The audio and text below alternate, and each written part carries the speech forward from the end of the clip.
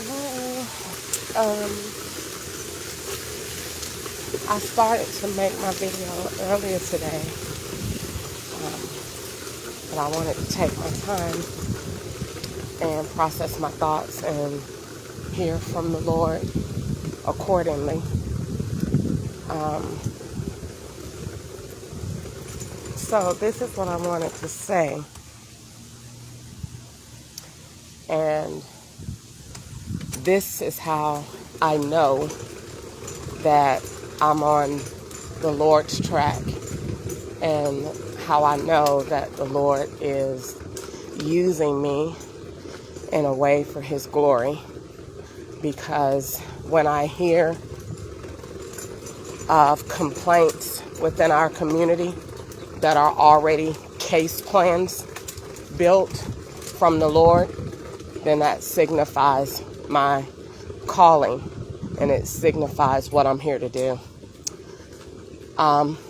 So I have several care plans in place, mentally stored, that the Lord downloaded to me. And most of the times they occur in my sleep. And it's for different changes that are supposed to take place within our community. And first and foremost, the Lord let me know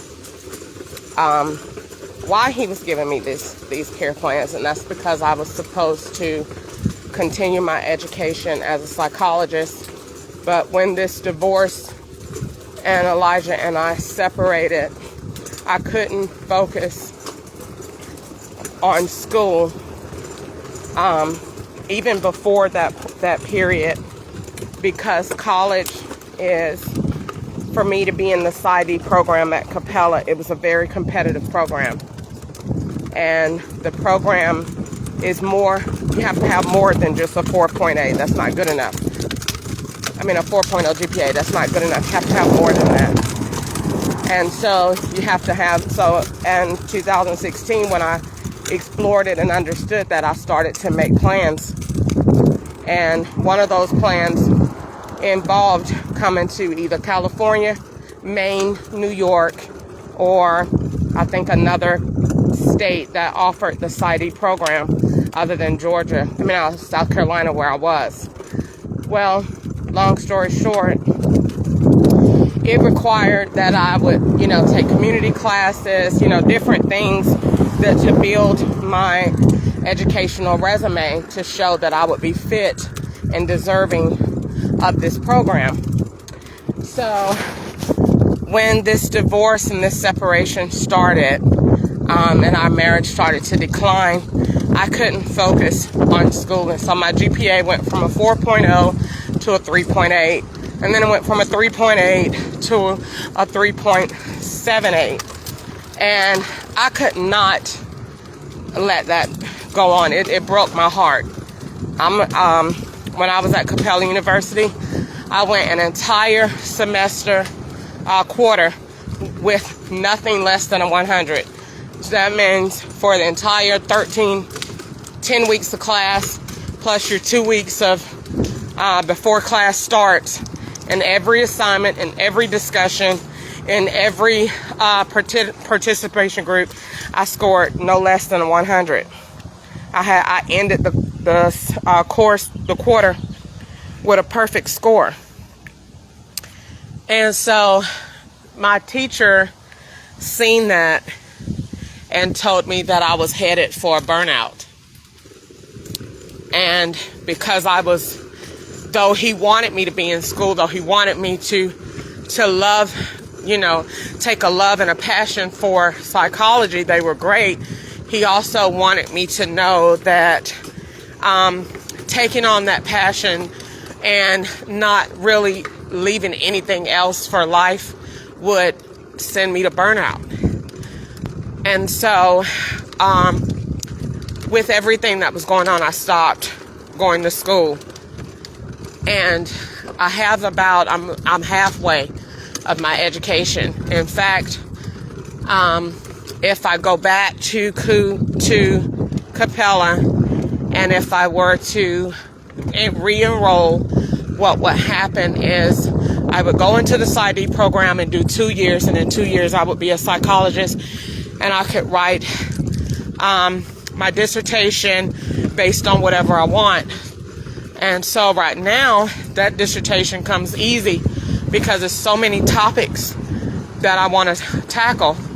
And dementia is one of them, and I already have it, and I would win very big with that. So moving forward, because that's not the point of this, I was talking to the Lord, and one of the case plans that the Lord built for me, and it's not of the least of my concerns, but it is the least of what this investigation and where my life is. It is the least on that pole. And what it is right now is, what that plan is, it was a care plan for men and families to change the family dynamics and to change the traumas that go on within the family dynamics, and when and how those children are affected. According to psychological research, the first 3 years of a child's life are the most important. The first 5 of those years permanently scars or shapes the form of that child's personality. That being said, the beginning phases of that child's life are most important and most crucial to his equality of life. That being said, I posed in my care plan that the Lord gave me was men of all nationalities: white, Asian, African American, blue, green, Latino, have been discriminated against majorly, which calls for a change. Now, you may say, how have they been discriminated against? Well, I talked to the Lord about it, and men make the babies. The seed, the overall child, comes from the man.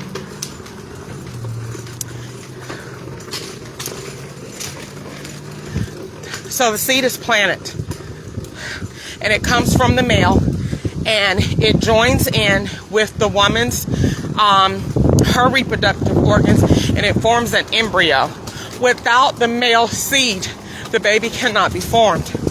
Therefore, with the understanding of how life is created, the male is stripped at birth of his parental rights. And then the system further exploits him and make him go and pay as if he has done something wrong. And he has to pay the system an egregious amount of money. A typical court case and going to court will cost the male anywhere between $4,000 and $5,000, sometimes more, depending on how many kids you're fighting for and the logistics. Well, the Lord was not pleased with that, because the Lord is for family, and the Lord is for equality, and the Lord is for the welfare of children. The first traumatic experience that these kids that are put in the system are getting is the destroying of their family dynamics. And that's the first traumatic experience that they're getting between those tough years of birth and 5 years. My care plan that was given to me from the Lord addresses this issue and fixes this issue. It is an issue, and someone's walking by me. Hold on a second.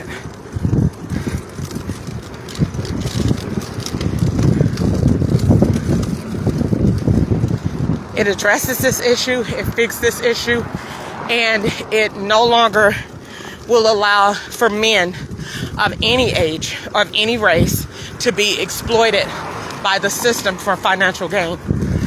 Instead, men that want to actively take a part in that child's life, sign the birth certificate, and assume his parental rights by law. But anywhere between that time frame of that woman being pregnant, 9 months, they have 6 weeks together to show up for parenting classes, of which if that male participates and receives all accolades, he then is allowed to be given full and total rights of his child at birth. Go ahead. Men these days in 2022 are parents just as well as women are. And it's not fair that they're having to go through unnatural circumstances when the woman is allowed to simply carry the baby, let the child out, and then charge the man. So then it automatically turns into a system where the woman exploits the man, and then the court does too. And it leaves the male frustrated, and it puts the children in a vulnerable position. As a psychologist and aspiring to be a psychologist, it is my duty, it is my responsibility to navigate tough mental health issues that affect our community. When we scar our children between those tough years of birth and 5 years of age, that is mental health.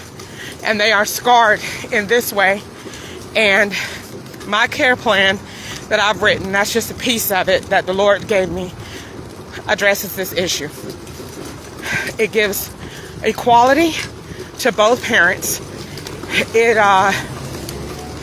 takes away the traumatic experiences of the child. Our ultimate goal is to reduce as much trauma that those kids experience. Wait a minute, let me say that another way. It's our job to reduce mental health effects on children